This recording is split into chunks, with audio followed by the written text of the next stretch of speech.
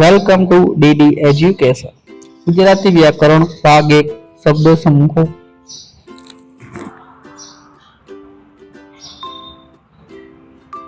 અગ્નિ પરીક્ષા એટલે કે કઠિન પરીક્ષા.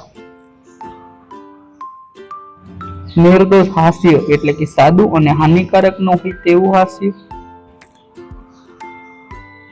આત્મવિશ્વાસ એટલે કે પોતાનો વિશ્વાસ.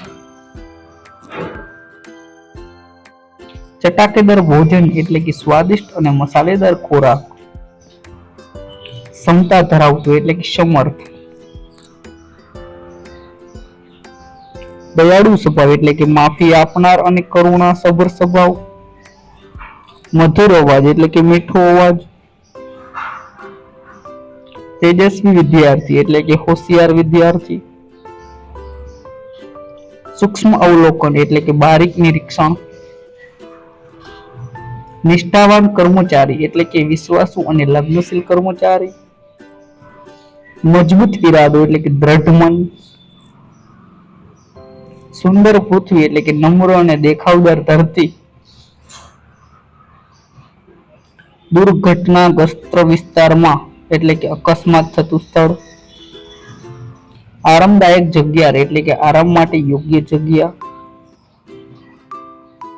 તાજું ફળ એટલે કે તાજો પડતું ફળ.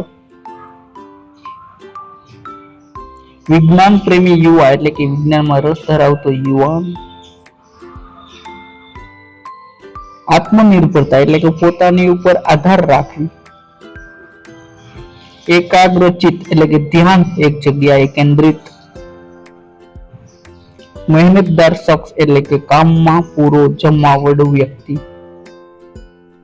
ગૌરવપૂર્ણ ઇતિહાસ એટલે કે ગર્વ કરવો એવો ઇતિહાસ.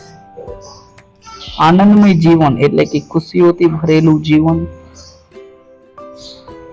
મૌન પત્ર એટલે કે અવાજ વગરનો સંદેશ. દુઃખદ ઘટના એટલે કે દુઃખ આપતી ઘટના. સમયનું પાલન એટલે કે સમયનું ધ્યાન રાખવું. નમ્ર સ્વભાવ એટલે કે વિનમ્ર સ્વભાવ. Thank you for watching. Like, share and subscribe.